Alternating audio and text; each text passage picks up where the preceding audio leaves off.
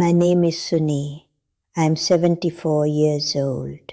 And if I could go back in time and whisper something into the ear of my younger self, it would be this: stop chasing. What is meant for you will stay. I did not understand this when I was young. I believed that everything valuable required pursuit, effort, convincing, proving. If something slipped away, I assumed I had not tried hard enough. If someone hesitated, I pushed. If money left, I ran after it. I mistook chasing for strength. I mistook forcing for determination. And for many years, I lived exhausted. Let me tell you about the moment I realized I was running after things that were never meant to remain. I was 46 years old, and there was an opportunity I wanted desperately, a partnership that I believed would finally stabilize my finances. I worked tirelessly to secure it. I adjusted my schedule. I compromised my comfort. I bent myself in subtle ways I didn't notice at the time. Every conversation felt like negotiation.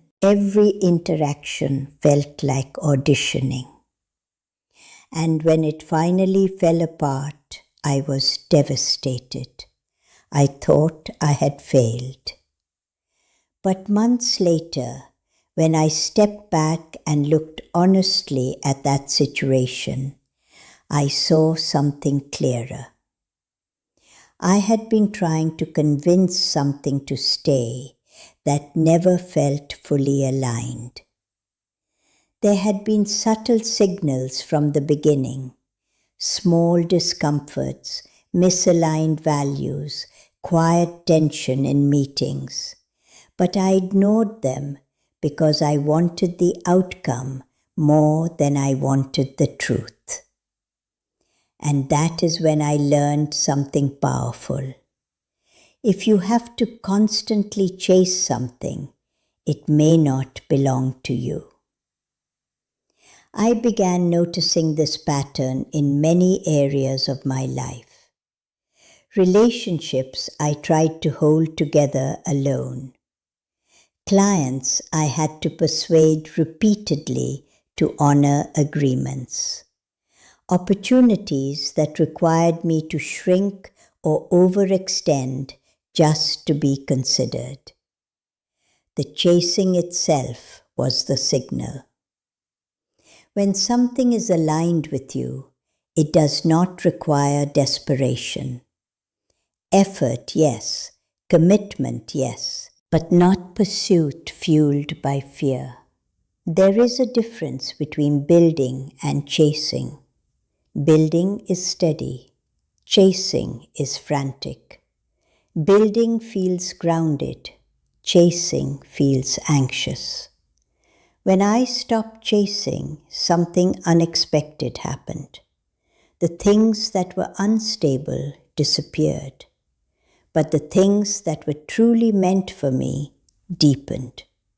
There is a calm confidence that comes from knowing you do not need to convince what is aligned with you. I want you to pause for a moment and ask yourself something honestly. Where in your life are you overextending? Where are you trying to secure something that feels uncertain? Where are you working harder than the situation itself is willing to work? You may believe that persistence is always noble, but persistence without reciprocity is depletion. I had to learn that I could release without losing power. Letting go did not make me weak. It made me available for what was actually mine. There is something important about money in this conversation too. For years I chased income in ways that felt frantic. I took projects that did not align with my strengths. I lowered my value to secure contracts. I agreed to terms that did not feel right because I was afraid the opportunity would vanish. And often those same projects dissolved anyway, because misalignment does not sustain.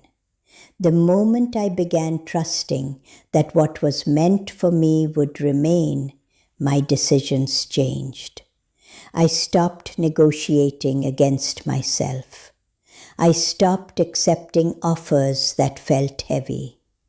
I stopped over-communicating to prove my worth.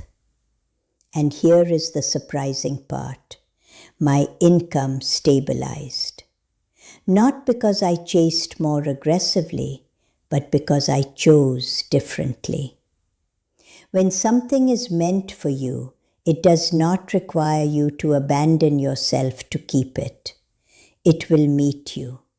It will remain without constant persuasion. It will grow naturally with mutual investment. There is a quiet strength in not chasing, a grounded posture that says, I do not need to run after what aligns with me.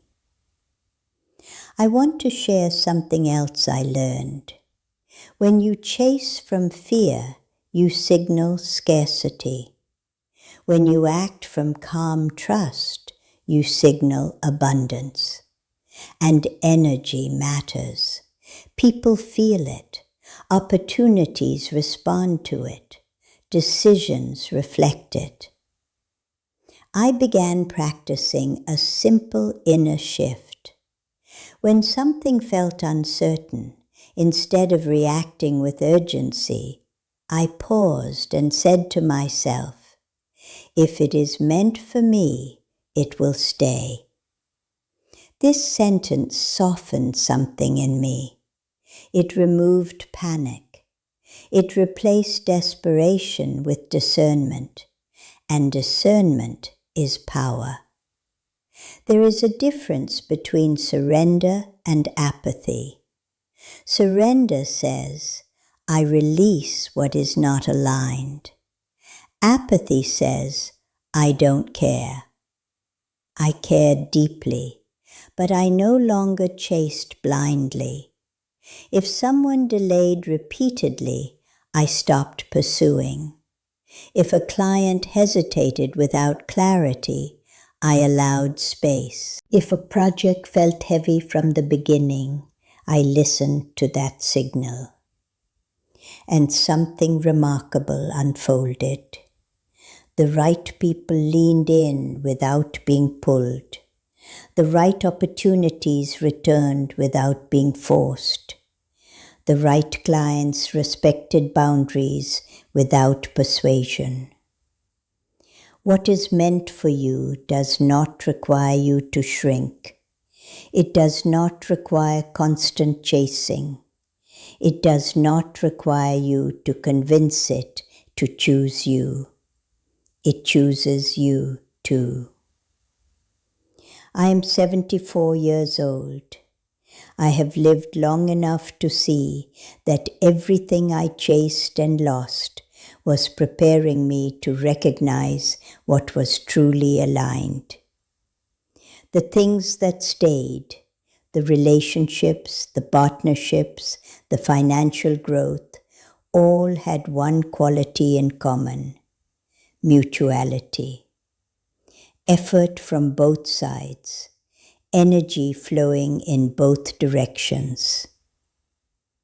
If you feel tired right now, if you feel like you are running after something that keeps slipping, perhaps the exhaustion is not weakness. Perhaps it is wisdom trying to speak. Maybe it is time to stop chasing and trust that what is truly meant for you will not require you to exhaust yourself to keep it. Tonight, I invite you to reflect quietly. Think of the one thing you have been pursuing intensely and ask yourself, does this feel grounded or frantic? Does this expand me or drain me? Then gently say, I release what is not aligned. You do not need to declare it loudly. You only need to mean it. And watch what happens in the space that opens. If this reflection resonated with you, stay here in this space.